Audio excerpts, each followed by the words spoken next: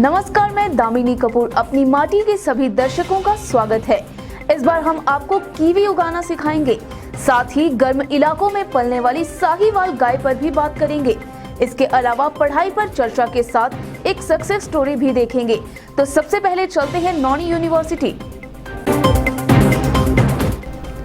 Kiwi का फल अपने औषधीय गुणों के लिए विख्यात है। बाजार में इसकी कीमत भी ठीक ठाक होती है। आज हम आपको बताएंगे कि कीवी को उगाया कैसे जाता है। देखिए नौनी से ये रिपोर्ट। कीवी का फल विटामिन सी से भरपूर होता है। ये सूजन और कोलेस्ट्रॉल को कम करने के लिए रामबाण माना गया है। इसके अलावा कब्ज रोग को मिटाने में भी सहायक है। प्रदेश में लाखों किसान बागवान हैं जो कीवी को उगाना चाहते हैं, लेकिन सही ज्ञान न होने के कारण ऐसा नहीं कर पाते। अपनी माटी ने इसी मसले को लेकर नौनी यूनिवर्सिटी का दौरा किया। इस दौरान उन्होंने डिपार्टमेंट फ्रूट साइंस का दौरा किया। उन्होंने डॉक्टर विशाल राणा से बात की। आइए सुनते हैं क्या कह रहे हैं डॉक्टर विशाल राणा। भगवान भाइयों नमस्कार। आज हम चर्चा करेंगे कि कीवी फल का नया बगीचा कैसे लगाना है। तो सबसे पहले आता है प्लानिंग। आपने योजना बनानी है। आपको पता होना चाहिए कि मेरी ज़मीन कैसी है। सीढ़ी नुमा खेत है, चौड़े खेत हैं। ये जलवायु की दृष्टि से ये जो इलाका है, ये जो मेरा एरिया है, ये कीवी फल लगाने के लिए उपयुक्त है कि नहीं है। तो कीवी फल एक का जो पौधा है वो ज़्यादातर शेड लविंग प्लांट है। जो छायादार जगह हो वहाँ अच्छा चलता है, और हमारे हिमाचल प्रदेश की जो मध्य पर्वतीय क्षेत्र है वहाँ पर अच्छी तरह इसकी खेती की जा सकती है। तो इसलिए प्लानिंग का प्रोसेस हमारा, जैसे पौधा जनवरी में लगता है तो 2 से 3 महीने पहले हमारा प्लानिंग हो जाना चाहिए। और प्लानिंग, उसके बाद लेआउट, उसके बाद गड्ढा खोदना, डिगिंग ऑफ पेट्स, उसके बाद उसको भरना और पौधा लगाना। ये स्टेप्स हैं, ये बहुत ज़रूरी हैं। तो सबसे पहले बात करते हैं प्लानिंग की। प्लानिंग में जैसे हमारे पास फ्लैट ज़मीन है, जैसे हम देख रहे हैं ये ज़मीन थोड़ी सी फ्लैट है। तो कीवी का पौधे में एक पौधे से दूसरे पौधे की दूरी 6 मीटर रहती है, और एक लाइन से दूसरी लाइन की दूरी 4 मीटर रहती है। जो 6 बाई 4, इसी तरह हम 1 हेक्टेयर में 416 पौधे लगा सकते हैं। अगर आपका पौधा, आपका खेत खुला है तो आप 3 लाइनें या 4 लाइनें बना सकते हैं। अगर आपके खेत सीढ़ी नुमा है, जैसे पहाड़ी क्षेत्रों में अक्सर होता है, तो सीढ़ी नुमा खेत में आप, अगर आपका खेत 10 मीटर तक चौड़ा है तब 2 लाइनें लें। अदरवाइज अगर आपका पूरा 8 मीटर ही है तो आप 1 लाइन लीजिए बीचों बीच, और लाइन सीधी रखें, क्योंकि उसके बीच में, 2 पौधों के बीच में एक एंगल आयरन स्ट्रक्चर लगना है जो कि सिधाई में लगना है। ये अगर टेढ़ा होगा तो जो जहाँ से मोड़ आएगा उस खेत में, तो वहाँ पर उस एंगल आयरन पे प्रेशर पड़ेगा। तो लास्ट के एंगल आयरन में हम तिरछा एक एंगल आयरन और लगाते हैं ताकि उनको सपोर्ट अच्छी मिल सके। अच्छा, ये बात रही प्लानिंग की। तो आप सीधी लाइन कैसे लेते हैं, उसकी पहली लाइन जो होती है, अगर तो चौड़ा है तो उसको पहली लाइन को हम बेस लाइन बोलते हैं, ये पहली पंक्ति बोलते हैं, जिसमें हम उस लाइन को चूज करने के लिए किसी रोड या किसी बाउंड्री के जो पैरेलल लाइन होती है उसको हम चुनते हैं। तो वो एक सीधी लाइन चुन करके हम उसको रस्सी बांधते हैं पहले शुरू से एंड तक, और जो पहला पौधा है लगभग 3 मीटर की दूरी पर हम चूज करते हैं।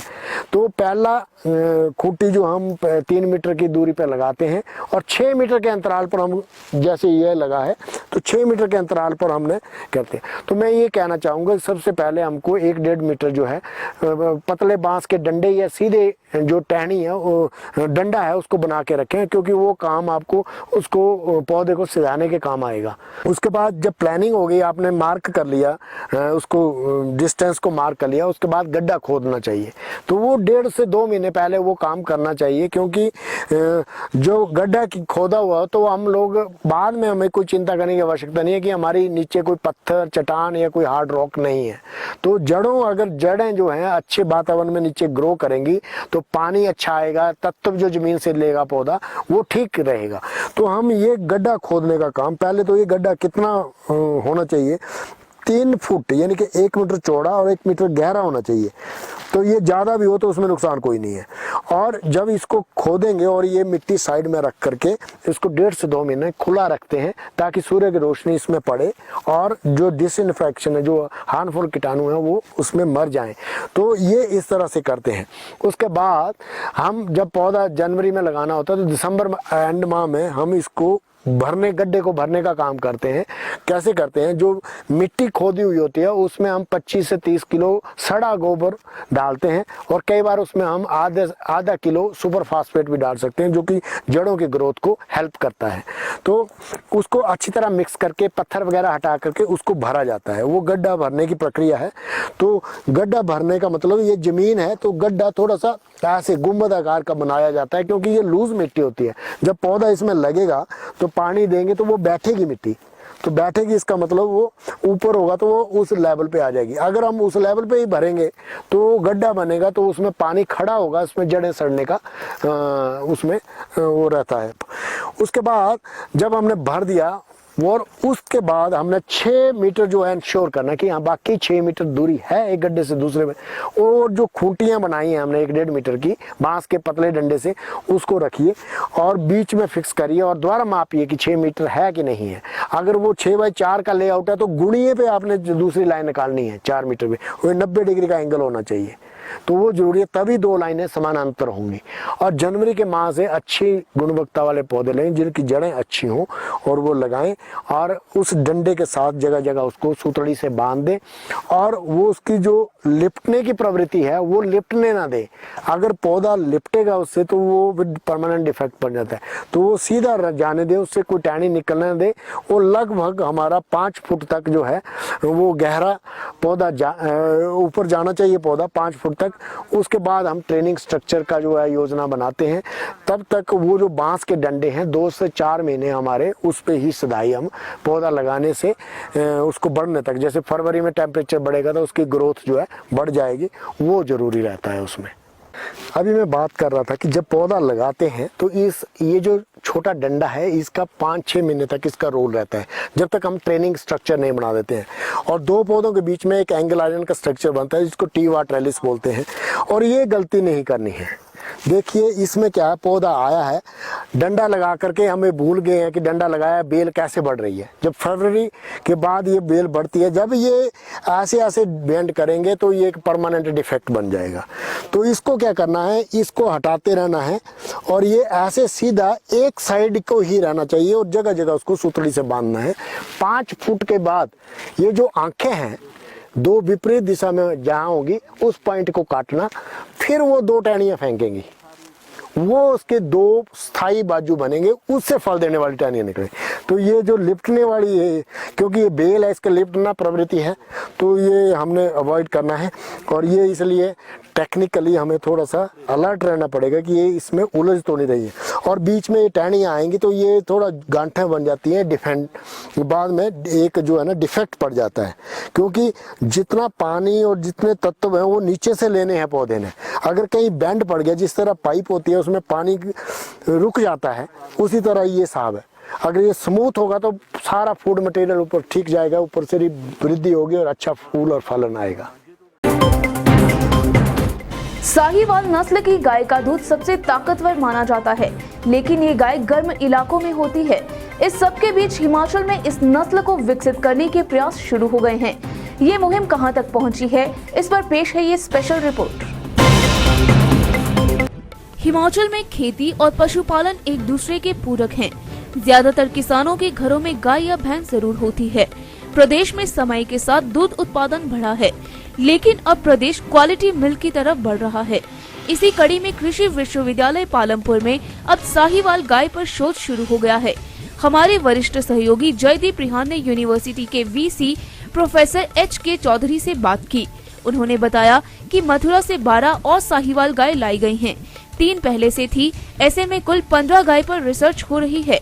ये देखा जा रहा है कि पहाड़ी मौसम में खान पान से लेकर गाभिन होने में गाय पर कितना चेंज आता है, बच्चों और दूध की प्रोडक्शन पर क्या फर्क पड़ता है। इस कार्य में 2 से 3 साल लगेंगे। अगर प्रयोग सही रहा तो आने वाले दिनों में हिमाचल के पशुपालक साहीवाल नस्ल की गाय को पालते नजर आएंगे। अब तक प्रदेश में जर्सी और संकर नस्ल की गाय पर काम होता है।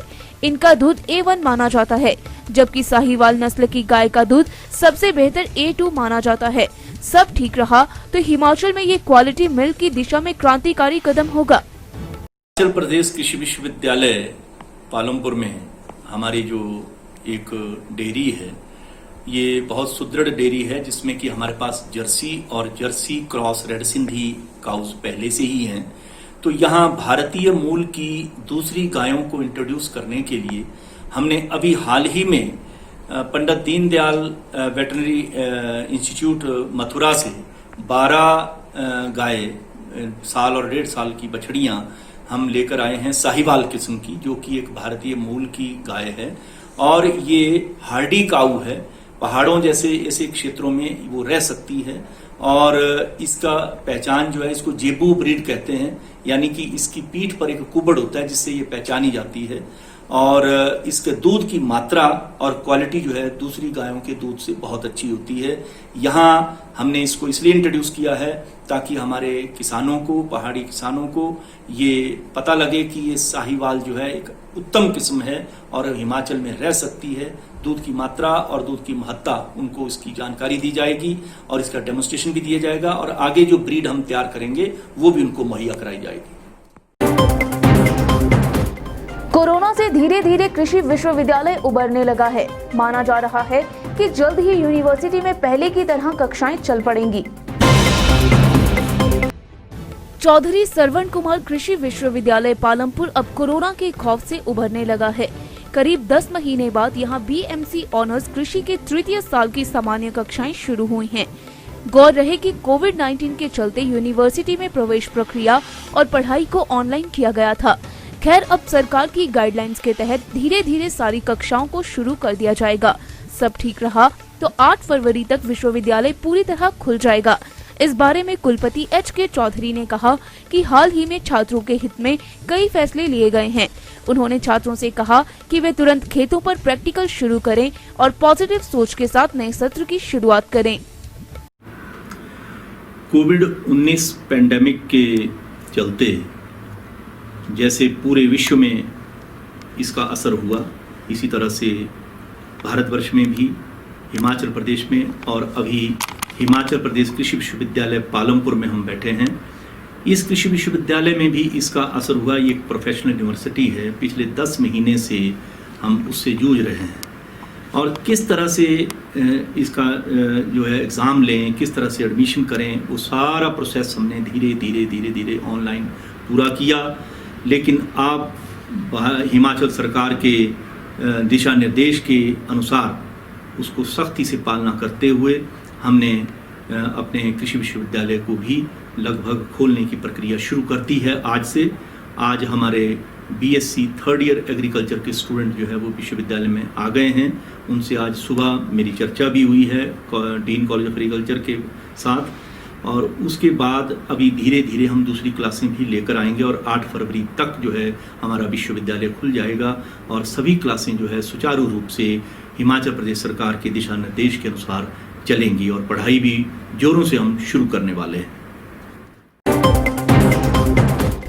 हिमाचल में फसल विविधीकरण योजना किसानों के लिए वरदान बन गई है। इस योजना से अब तक सैकड़ों किसान अच्छी कमाई करके दूसरों के लिए मिसाल बन गए हैं। अपनी माटी में पेश है कुछ ऐसी ही कहानी। प्रदेश में फसल विविधीकरण योजना लगातार कामयाबी की इबारत लिख रही है। इससे कई किसानों की आय बढ़ी है। इन्हीं किसानों में से एक हैं कृष्णलाल। कृष्णलाल बिलासपुर जिला के तहत छिब्बर बल्लू गांव के रहने वाले हैं। ये गांव घुमारवी तहसील के तहत आता है। इस गांव में फसल विविधीकरण के तहत छिब्बर बल्लू उप परियोजना चल रही है।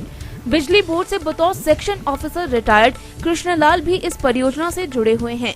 यही कारण है कि पिछले सीजन में उन्होंने 2.25 लाख रुपए की सब्जी बेची है। उनकी आय अब 4 गुना तक बढ़ गई है। उनके खेतों में ज्यादातर नकदी फसलें हैं। वे कहते हैं कि इस योजना से पहले उनकी इतनी कमाई नहीं थी। वे परंपरागत खेती करते थे, लेकिन अब उनकी भरपूर इनकम हो रही है। वे कहते हैं कि किसानों को योजना से जुड़े शिविरों में भाग लेना चाहिए। इससे ज्ञान में बढ़ोतरी होती है, नए बीजों और तकनीक की भी जानकारी मिलती है। गौर रहे कि छिब्बर बल्लू उप परियोजना में करीब 11 हेक्टेयर जमीन है, जिससे करीब 14 किसान लाभान्वित हुए हैं। आपने देखा है कि सब्जी वगैरह या दूसरी क्रॉप और भी लगा रहे हैं हम, फसल विविधीकरण के अंतर्गत जो भी है, तो जैका द्वारा बीज भी दे रहे हैं, उन्नत बीज दे रहे हैं, नई टेक्नोलॉजी दे रहे हैं, उससे हमारी फसल क्या बोलते हैं इनकम जो है ना 2 गुणिया से भी ज़्यादा 4 गुना तक चली गई है। पिछले साल मैंने 2.25 लाख की सब्जी बेची है। हालांकि कोरोना की वजह से मार्केट कम थी, फिर भी जयका उन्होंने मुझे कर्फ्यू पास दे करके सब्जी सभी यानी हमारे सब डिवीजन लेवल के जो है उसमें से कंदरौर से लेकर अटवाड़ तक कहीं भी बेच सकते, तो ऐसे हमें पास बना दिया इन्होंने, तो हम उसमें भी काम करते रहे। और अब चलते चलते मौन पालकों को नए फ्रेम में शिफ्ट करें बीकीपर, साफ बी कॉलोनियां भी बनाएं, एक्सपर्ट ने जारी की एडवाइस। मटर, गाजर और मूली की निराई का सही वक्त, नौणी यूनिवर्सिटी के एक्सपर्ट ने किसानों के लिए जारी की सलाह। ऊना के धंधड़ी में महिलाओं को सिखाया केंचुआ खाद बनाना, कैंप लगाकर प्रशिक्षुओं को बांटे प्रमाण पत्र। और कुल्लू के किसानों ने गेहूं जौ से मोड़ा मुंह, मौसम में बदलाव बना वजह, state centre on climate change की रिपोर्ट में खुलासा। तो चलिए आज के कार्यक्रम में फिलहाल इतना ही। प्रदेश की अन्य खबरों के लिए देखते रहिए दिव्य हिमाचल टीवी।